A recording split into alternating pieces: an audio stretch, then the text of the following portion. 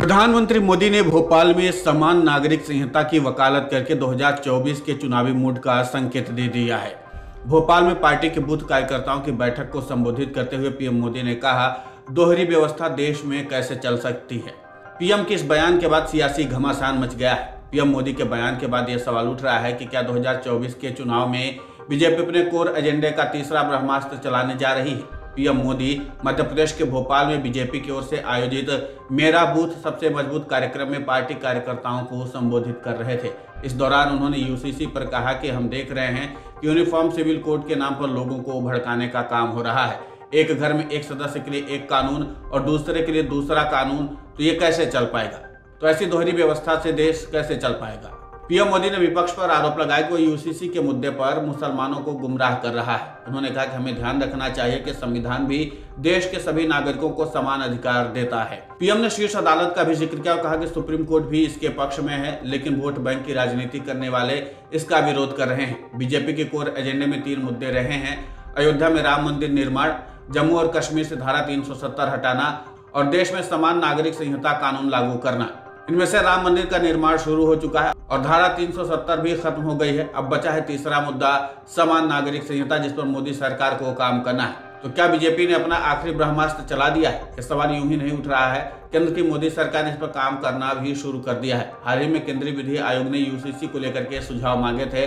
उत्तराखंड, मध्य प्रदेश, गुजरात और गोवा जैसे राज्य जहां बीजेपी की सरकार है, पहले ही यूसीसी को लाने के लिए काम शुरू हो चुका है। उत्तराखंड की बीजेपी सरकार तो यूसीसी को लेकर विधानसभा में ड्राफ्ट पेश करने की तैयारी कर चुकी है।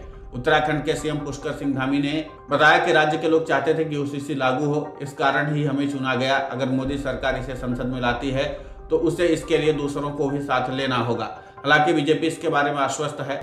एक रिपोर्ट में बीजेपी के सूत्रों के हवाले से कहा गया कि शीतकालीन सत्र में यह मुद्दा सदन में उठ सकता है। वैसे अगर अभी तक की बात करें तो अरविंद केजरीवाल के नेतृत्व वाली आम आदमी पार्टी और नवीन पटनायक की बीजेडी को यूसीसी से कोई आपत्ति नहीं है। आंध्र प्रदेश से वाईएसआरसीपी का भी समर्थन मिल सकता है। हालांकि अभी तक जगनमोहन रेड्डी ने इसे लेकर के कोई बयान नहीं दिया है।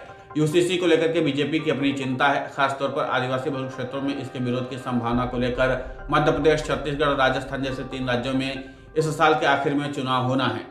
इन राज्यों में बड़ी आबादी आदिवासी की है। आदिवासी समुदाय का प्रतिनिधित्व का दावा करने वाली आदिवासी एकता परिषद ने यूसीसी के खिलाफ 2016 में सुप्रीम कोर्ट का रुख किया था। इसके साथ ही पीएम मोदी ने इस बार पसमानदा मुसलमानों तक पहुंचने का प्लान बनाया है। यह वजह कि बीजेपी ने कार्यकर्ताओं से अपील की है कि विपक्ष को बेनकाब करें और अल्पसंख्यकों के लिए मोदी सरकार के लिए किए गए काम के फायदे गिनाएं। कुल मिलाकर के यह है कि यूसीसी को लेकर के अब सियासत तेज होती चली जा रही है और विपक्षी दलों की ओर से केंद्र की नरेंद्र मोदी सरकार को घेरने का भी प्रयास जारी है। Video desk अमरउजाला.com। अमर उजाला अब आपके टीवी पर भी।